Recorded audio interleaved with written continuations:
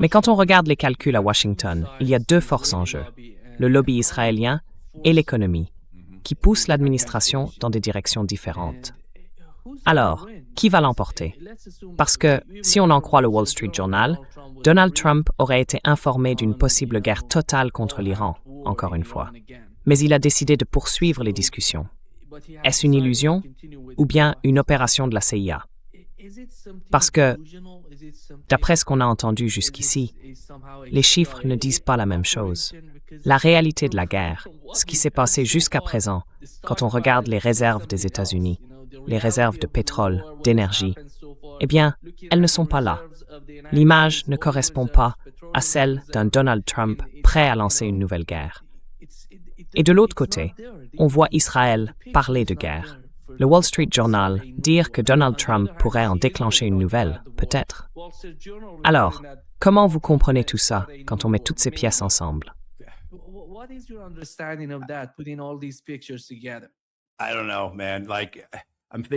Je sais pas, mec. Tu vois, je me dis, t'es pote avec Danny Davis, non?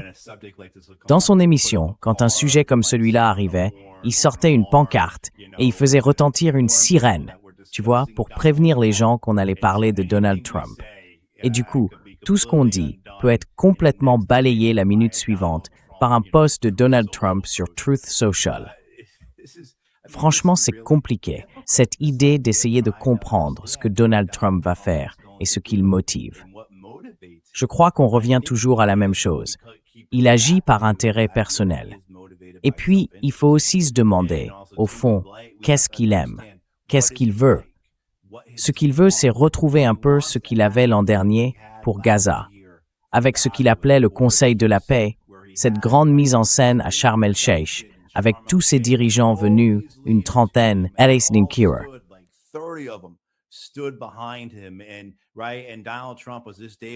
Oui, voilà, Donald Trump pouvait parler pendant des heures. Et ensuite, il y avait des défilés, de la mise en scène, n'est-ce pas? C'est exactement ce que Donald Trump veut. Et je pense que c'est aussi ce qu'il cherche à obtenir avec cette guerre. Il veut la victoire. Il veut pouvoir se tenir sur une estrade, quelque part devant tous les dirigeants du monde, et dire « C'est moi qui ai mis fin à la guerre. C'est moi qui ai rouvert les rues de Hamas. C'est moi qui ai fait ceci, cela et le reste. » Tout ça, évidemment, est absurde, totalement fallacieux, complètement inventé, un mensonge, une énorme farce. Mais je crois que c'est bien ce que Donald Trump veut. Alors comment y parvient-il? Clairement, il cherche à construire son héritage, à faire de cette guerre et de cette paix quelque chose qui lui appartienne. Et bien sûr, le contexte n'a plus d'importance. L'histoire non plus.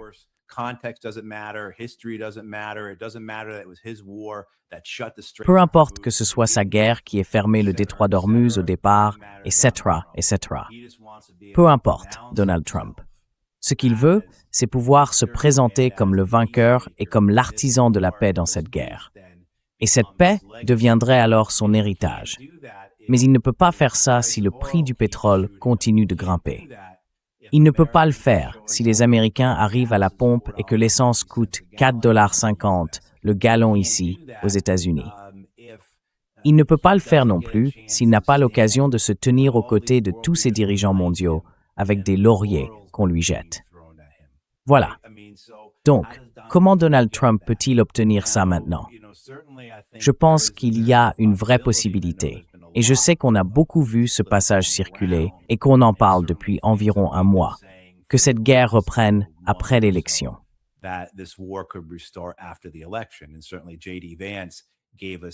Et c'est vrai que J.D. Vance nous en a donné un aperçu cette semaine, quand il a dit, en gros, pour l'instant l'objectif de ce protocole d'accord, c'est de stabiliser le marché de l'énergie, de reconstituer nos stocks de pétrole, et ensuite de voir quelle direction prendre. Donc oui, il y a bien cette idée qu'après l'élection, les Américains pourraient se dire « et si on relançait la guerre ?» Mais qu'est-ce qu'ils pourraient accomplir qu'ils n'ont pas réussi à faire en mars ou en avril? Absolument rien. Pourtant, Donald Trump pourrait se dire « mon héritage sera plus fort si je retente la guerre ». Et tout ça dépend de ce qu'il obtient de cet accord, de la forme qu'il prendra. Est-ce qu'il réussira à convaincre les Iraniens de diluer leur uranium et de laisser revenir l'IAEA?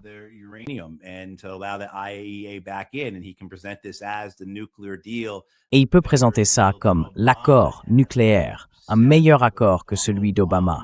Je veux dire, son obsession pour Obama, il ne faut surtout pas la minimiser. Il est vraiment obsédé par cet homme. Alors, encore une fois, quel est l'intérêt personnel de Trump dans tout ça? Maintenant, les élections, bien sûr, on peut se demander de quelles élections parle-t-on? Les élections américaines ou israéliennes? Et je ne dis pas ça pour faire de l'esprit ou pour suggérer que les Israéliens contrôlent les élections américaines, même si, bon, on peut dire qu'ils le font d'une certaine manière. Et il y a une vraie panique ici aux États-Unis, parce que ces socialistes démocrates de gauche continuent de gagner. Et c'est franchement génial de voir les crises de nerfs ici, aux États-Unis, pas seulement chez les républicains, mais aussi chez les démocrates.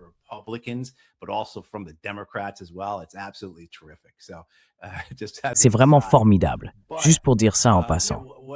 Mais bon, parlons des élections israéliennes. On en a un peu parlé tout à l'heure, non? Elles devraient avoir lieu, je crois, au plus tôt en septembre, au plus tard en octobre, donc dans quelques mois. Et pour Benjamin Netanyahou et sa coalition au pouvoir, est-ce que ce serait plus logique, politiquement, de relancer la guerre avec l'Iran en essayant de forcer les Américains à revenir dans le jeu, en se disant qu'il est impossible qu'ils ne nous soutiennent pas? Mais avec Donald Trump, tu sais, peut-être qu'il y a, comme on l'a déjà évoqué, une petite possibilité, une chance très mince.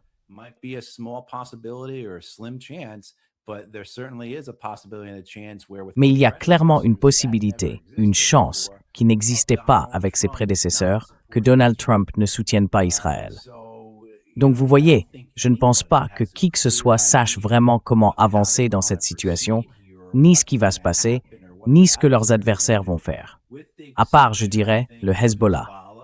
Eux, ils vont continuer à se battre. Ils vont continuer à résister. Les Iraniens, je pense, vont continuer à montrer qu'ils contrôlent la situation, qu'ils dominent le détroit d'Ormuz. Ils le fermeront si nécessaire. Ils tireront sur des navires si nécessaire. Ils se lèveront et quitteront des réunions si nécessaire. Et ils laisseront Witkoff et Kushner poireauter à Doha pendant quelques jours, si nécessaire.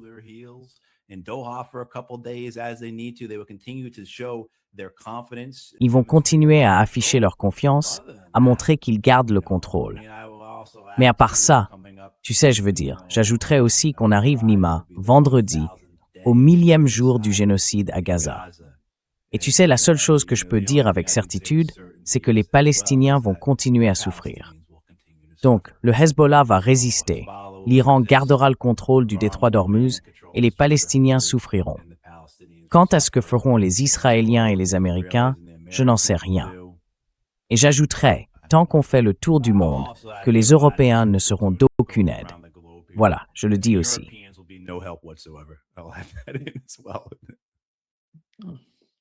Europe is irrelevant. I don't see Europe being relevant anymore. They're irrelevant.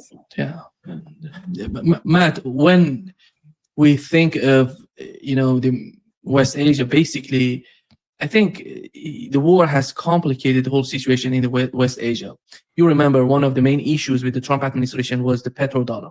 Mm-hmm. How to keep that in power, how to remain, the oil export, based on dollar. L'Arabie saoudite n'a pas prolongé ce contrat entre Riyad et les États-Unis pour vendre le pétrole uniquement en dollars. Aujourd'hui, ils vendent à la Chine en yuan, en monnaie chinoise. Et c'est ça, le point essentiel.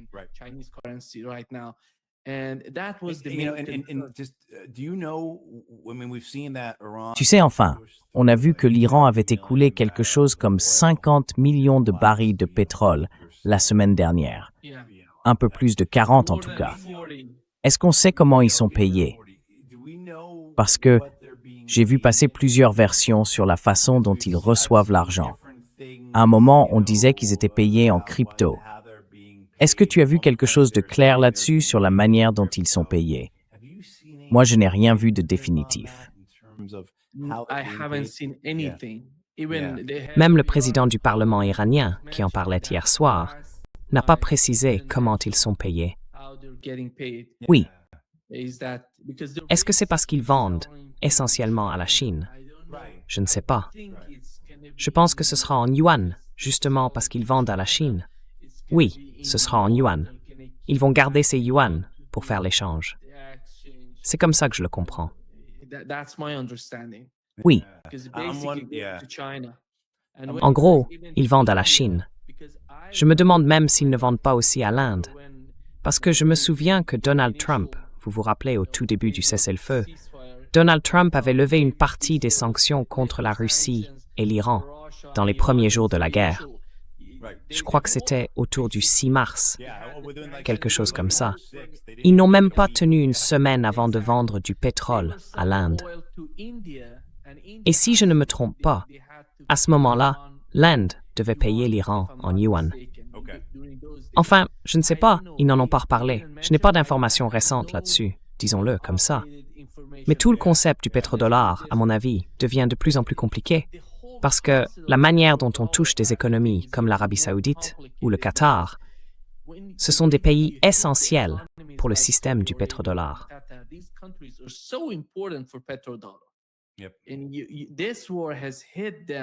Et cette guerre les a frappés de plein fouet. C'est incroyable de voir à quel point leur économie a été influencée, d'une manière ou d'une autre, par ce conflit.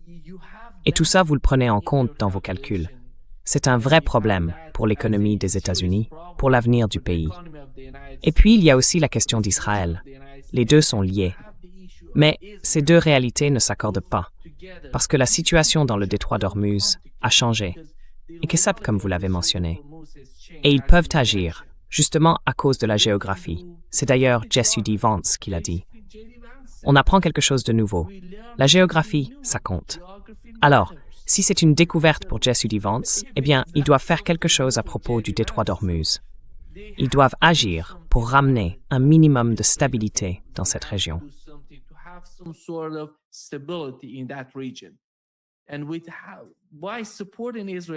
Et en soutenant Israël, je ne pense pas qu'ils vont y arriver de sitôt.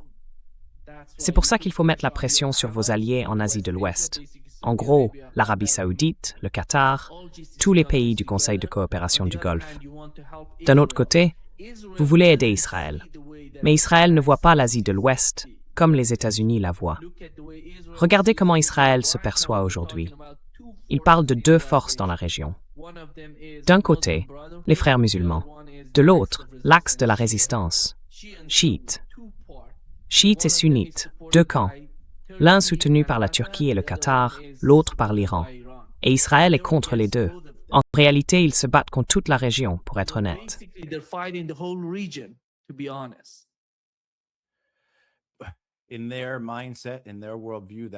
Dans leur esprit, dans leur vision du monde, c'est comme ça que les choses doivent être. Et je pense que c'est l'un des éléments qui maintient Israël dans cette spirale, qui finira par provoquer de très, très gros problèmes. Je ne dis pas ça parce que j'aurais une information particulière. Je dis ça simplement parce que je lis ce que disent les responsables de la sécurité israéliens. Et eux-mêmes répètent que leur propre population est le problème. Et quand on a cette vision messianique, cette conviction d'avoir raison et de devoir tout dominer, pas seulement la terre sous ses pieds, mais aussi celle qu'on ne voit pas encore à l'horizon, eh bien qu'on est un tout petit pays, on finit forcément par se heurter à des difficultés. Je pense que ces difficultés seront surtout internes, parce qu'ils en ont déjà beaucoup. Mais à un moment donné, ils risquent peut-être d'engager un combat trop grand pour eux et de ne pas obtenir le soutien des Américains dont ils ont besoin. Leur obsession, en tout cas, est évidente.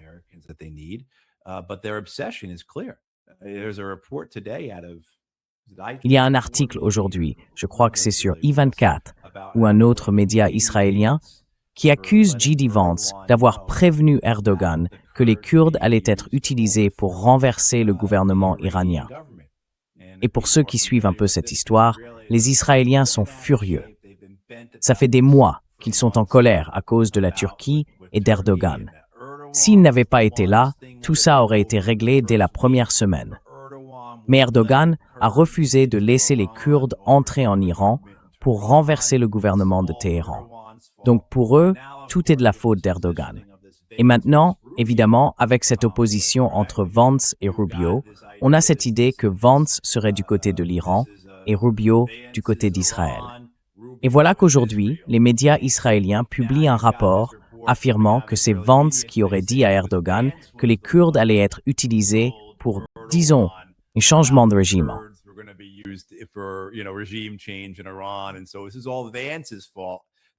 Donc tout ça, c'est la faute de Vance si ça ne s'est pas bien passé. Mais ce genre d'hystérie, cette façon de s'accrocher obsessionnellement à une vision du monde, oui, c'est ça qui va causer la perte d'Israël. Je pense que la plupart des gens le voient, je ne dis rien d'extraordinaire. Mais pour revenir à cette idée du pétrodollar, un point important, c'est que toutes ces monarchies du Golfe ont leur monnaie indexée sur le dollar américain. Donc, si le dollar perd de sa valeur, ça peut être vraiment destructeur pour leurs économies. Alors quand on regarde ces États, la question c'est comment peuvent-ils se détacher de cette dépendance à la monnaie américaine s'ils le souhaitent, s'ils le décident, tout en acceptant la réalité qui change autour d'eux.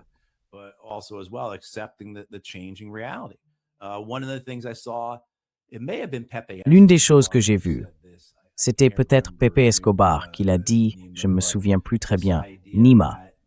C'est cette idée que cette année, lors de la conférence des BRICS en septembre, il y aurait une véritable proposition pour mettre en place le BRICS Pay, ou quel que soit le nom qu'il lui donne, comme un mécanisme alternatif.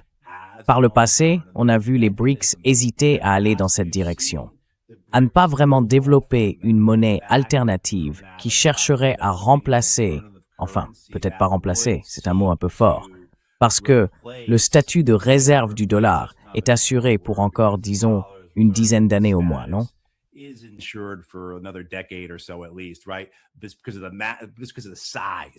C'est à cause de l'ampleur dont on parle ici, de l'échelle dont il est question. Mais cette idée selon laquelle les pays des BRICS avanceraient pour créer une véritable alternative à l'utilisation du système financier américain, à l'ordre financier, monétaire et économique tel qu'on le connaît aujourd'hui, ils voudraient créer une alternative. Et si je me souviens bien de ce rapport, ce sont les Indiens qui poussent vraiment cette initiative en ce moment. Les Indiens prennent la tête sur ce sujet. Et ils ont d'ailleurs déjà été très impliqués dans ce genre de démarche auparavant.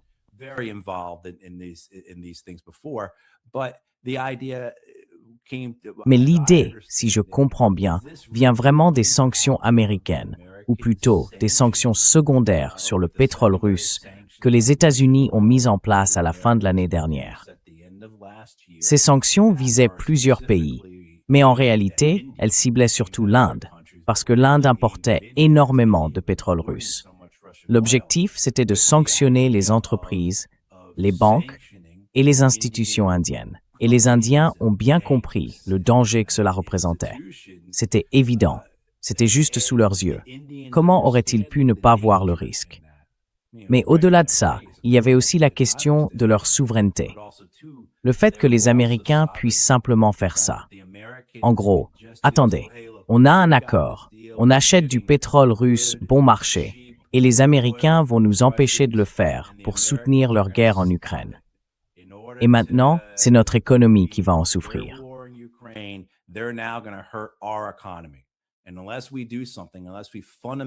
Et à moins qu'on fasse quelque chose, à moins qu'on restructure vraiment les choses et qu'on crée des mécanismes alternatifs, on sera toujours à leur merci. Donc je pense que c'est une question de pétrodollar. Vous savez, ça existe depuis longtemps, mais la première fois que j'en ai entendu parler, j'étais au lycée, pendant la guerre du Golfe. J'avais jamais entendu parler d'un truc pareil. À cette époque-là, et même encore, je dirais, il y a peut-être une dizaine d'années, beaucoup de gens très sérieux à Washington et dans les grands médias américains se moquaient de l'idée même qu'il puisse exister un pétrodollar, qu'il y ait eu un accord conclu entre les Américains et les Saoudiens en 1974, ou peu importe l'année exacte. Et donc, oui, les implications, notamment pour le Moyen-Orient ou l'Asie de l'Ouest, selon la direction que tout cela va prendre, sont importantes.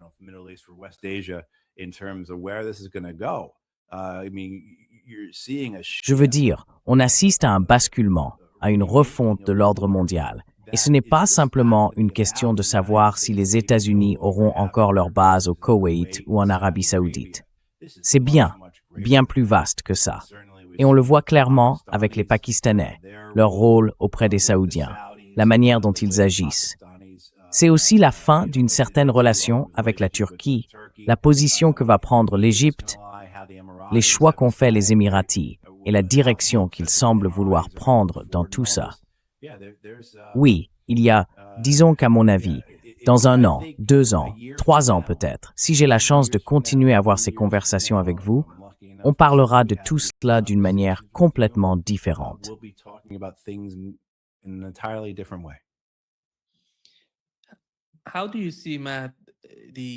Comment tu vois, Matt, les conséquences de la guerre sur les questions de sécurité pour les pays du Golfe, les pays du CCG? Parce qu'en gros, avant que la guerre ne commence, tout tournait autour du soutien des États-Unis, de leur rôle de protection pour ces pays. Aujourd'hui, avec tout ce qui s'est passé, les bases, les attaques, on a l'impression qu'ils se concentrent surtout sur Israël, plutôt que, tu vois, d'aider ces pays. Parce que ces pays ont été touchés à cause des bases américaines installées chez eux. Alors maintenant, comment tu évalues la position de ces pays dans l'ensemble? Je ne parle pas spécifiquement du Qatar ou de l'Arabie saoudite, mais vraiment de l'ensemble. Quand tu regardes ces pays, et à quel point ils comptaient sur les États-Unis pour les aider, les protéger, leur apporter une certaine sécurité.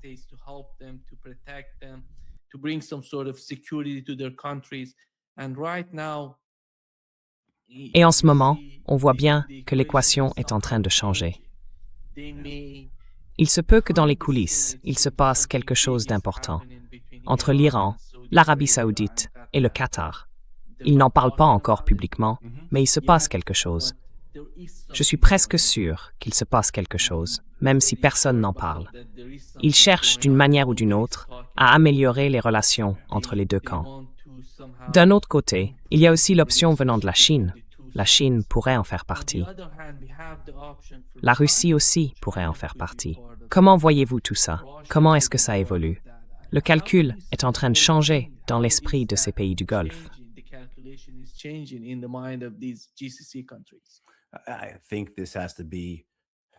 Je pense que ça doit être une grande leçon pour eux. Donc je leur conseillerais d'être très prudents dans leurs futures relations avec d'autres grandes puissances, avec d'autres acteurs extérieurs, la Russie, la Chine, peu importe. Ils doivent se concentrer sur eux-mêmes, compter sur leurs propres forces, comprendre que leurs intérêts sont sans doute bien plus liés à ceux de leurs voisins qu'à ceux d'acteurs extérieurs. Vous savez, on revient à ce que disait Mark Carney à Davos. C'est un hypocrite, mais au moins ses propos à Davos, je pense, étaient justes. Il ne les a certainement pas mis en pratique ces derniers mois.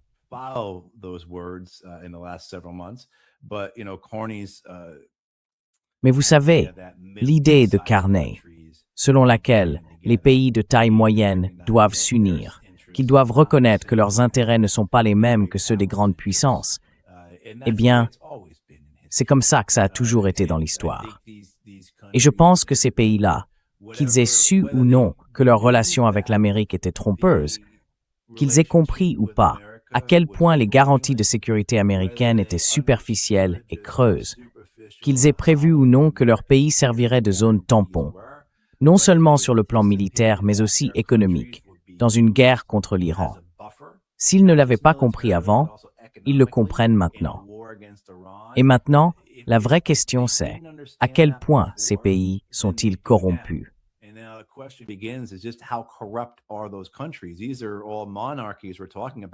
Ce sont toutes des monarchies. On parle ici d'un accord qui, depuis la Seconde Guerre mondiale, repose sur une idée simple. Vous restez des alliés fidèles, de bons membres de l'Empire américain, et en échange, on vous maintient au pouvoir. Alors, est-ce qu'ils vont encore tenir ce marché? Est-ce qu'ils sont vraiment aussi corrompus? Eh bien, je connais beaucoup de gens de la région qui me disent que, oui, absolument, ils le sont. Ils vont continuer cette relation, parce que c'est ce qui sert le mieux les intérêts des familles royales. Je sais que vous ne voulez pas parler de pays en particulier, mais le seul pays que je sais que vous ne mettez pas dans le même panier, c'est la Jordanie. Et on sait très bien comment la Jordanie va se comporter dans tout ça.